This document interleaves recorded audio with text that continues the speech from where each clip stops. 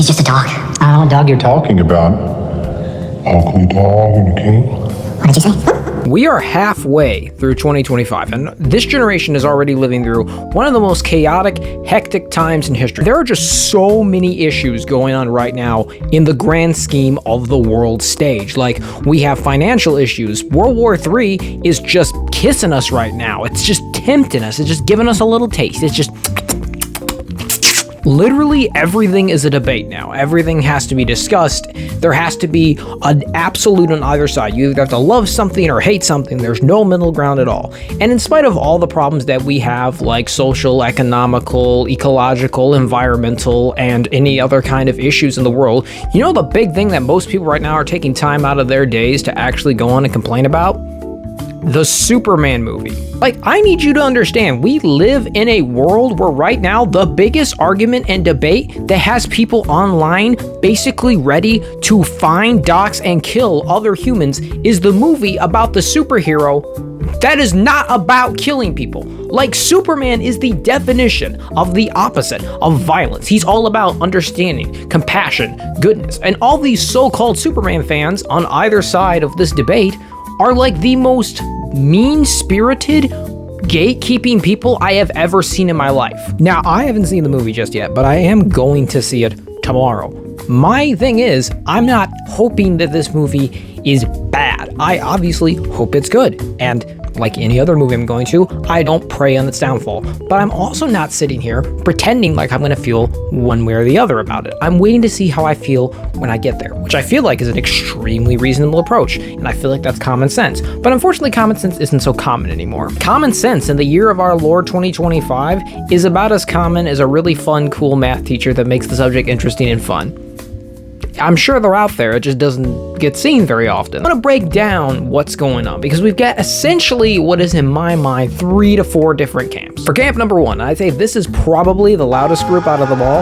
We have the Snyder ones. I don't know if you want to call them the Snyder Shills, the Snyder Riders, the Snyder Siders, whatever you want to call them. These people just can't move on. Like, at all. Like, Zack Snyder left DC because the universe, you know, kind of, I don't know, fucking fell apart to a million pieces and flopped harder than a pancake. And while I admire some of the things in the original DCEU, I am aware of its flaws. And I see 100% why, to a mass audience, this universe wouldn't necessarily succeed as well as they hoped.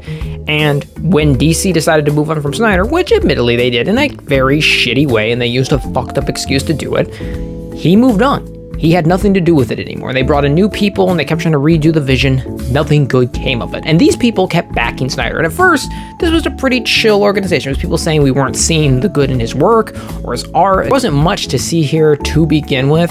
This was kind of like a pancake without syrup on it, if you know what I mean. And when things were put on it for toppings, it would be like pepperoni being on that pancake. In the sense of things that didn't belong or didn't make sense were here because Zack Snyder wanted to be. Because he didn't necessarily understand all of these characters very well, like the fact that Batman kills people, or that he said Batman in his movie could get raped in prison. The Dark Knight could get diddled.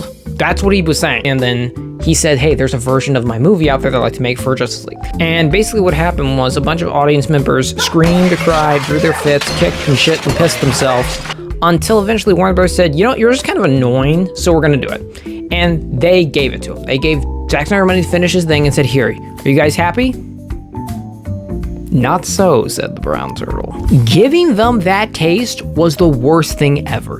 Giving Snyder fans a little bit of anything they want is like giving a crack addict just a pinch, just a little teeny pinch of that drug. Now they want more. They need their fix. They need more. They're not going to accept that there isn't any more, and it doesn't matter what the consequences are or what the side effects are. And in spite of the fact that Zack Snyder went over and signed a deal with Netflix to make Rebel Moon and his plans for the movies and said he moved on, the fans won't. And because of all that backstory is the reason why every Snyder fan has decided this Superman isn't Superman. Henry Cavill's the only Superman. He's the better Superman. And no matter what you say, he's stronger, he's sexier, he has a bigger dick, he's got better hair, you name it, he aura farms a lot better. And if you in any way claim to like the new Superman movie or have any anticipation for it, the Snyder writers are gonna come out still dribbling from the schlong of Zack and tell you, oh, you're evil. That's not Superman. Superman, baby. Like, oh, look at him.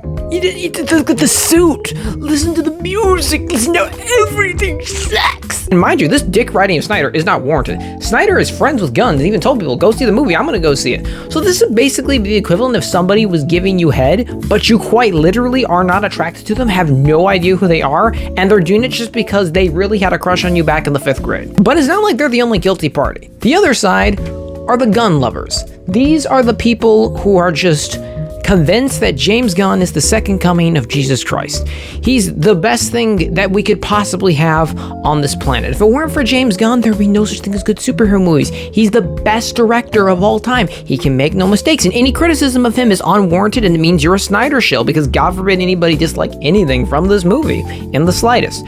And they will take any criticism against this movie, or anyone who doesn't like it or come out and think that this movie is the single greatest thing that changed their lives, and now they're considering just leaving their wife and children behind and going into a life of worshiping at the cult of James Gunn, and have decided that you're a Snyder shill and part of that cult.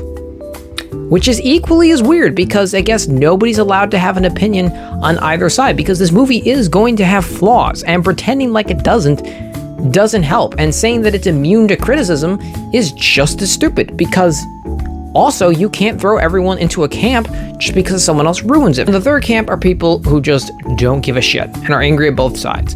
So they're going back and forth with both of them, calling them both out, but don't really have any strong opinions of their own, but in turn, they're kind of being ganged up on. But then there's the fun side, the fourth camp.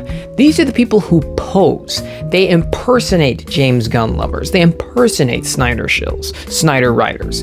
And they deliberately put out posts to make each side seem extreme just to fuel the flame. They be instigating.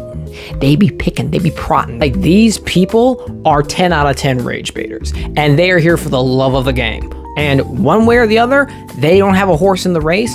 Win or lose, it's funny to them, and they just want to see everybody angry and unhappy. But I feel like the main thing that this does is point out the major flaw. Now, obviously, we've talked about how, if Superman's your favorite superhero, I don't understand how in the hell you're not an understanding, kind, loving person, because, like, to me, I would think that's the way you should feel. Like, if you like Superman, you probably should be a person who likes those morals and kind of tries to translate that into when you're discussing the film. But that's not my biggest issue. My biggest issue is this. 95% of these people have not even seen the movie, and everyone has already made up their mind about it. So pretty much most reviews and scores that I see, I'm not going to be able to take seriously, because you've already decided either you hate the movie or you love the movie before it even came out. You never even decided to then go into it with an open mind and look for the good and look for the mid and look for the bad. We legit have a movie about a man with a giant S on his chest and a red cape who wears underwear on the outside, who wears broccoli cut when he's not wearing it, and when he is wearing it, has his hair done in the most dumb way possible, looking like Shirley Temple's mom did one single part of his hair. And people have decided that is where they're going to spend all their energy. I think this just shows how out of touch everyone is nowadays, and how completely we've lost the point of the plot. Like, and that's another thing, this movie's supposed to be like the Superman for a new generation, the Gen Z Superman, and people are misunderstanding that. They're deliberately misinterpreting that, because when they're saying to DC, this is the Gen Z Superman, the new generation Superman, they're not saying he's gonna act like a Gen Z person. It's not like you're gonna see Superman in a scene flying around talking to Mr. Terrific in an earpiece. All right, Mr. Terrific, I'm on my way there right now. I promise, I'll stop him. Hurry up, Superman. If you don't get there in time and he manages to explode the titanium inception before we manage to get there, it's gonna cause a chain reaction, which will in turn implode all the Fizzaline that we got remaining out there, and will subsequently send us back 44 Chris zones than where we were right now. I'm employed. What does that mean? Or it doesn't mean like Superman's gonna appear behind Lex Luthor, and Lex Luthor's gonna look up dramatically, and he'll look behind him, and Superman will say, "Chicken jockey." People are making it out like we're gonna see Superman hitting the meanest, dirtiest gritty in this movie, and that's not the case. They're just saying it has been made in a way to specifically get a new generation reinvigorated and excited about Superman. This won't stop, because I'm one random guy on the internet asking everybody to actually use their brains. That's too big to ask, by the way. I realize that's way out of the realm of the power of most people in this world. But hopefully, this will die down soon and we'll be able to go back to normal. That's pretty much all I gotta say today, guys. Thank you for listening to me rant. I appreciate it. This was very therapeutic for me, as I hope that it was for you. Thank you for watching me, because it makes me feel happy, and I hope I made you feel happy.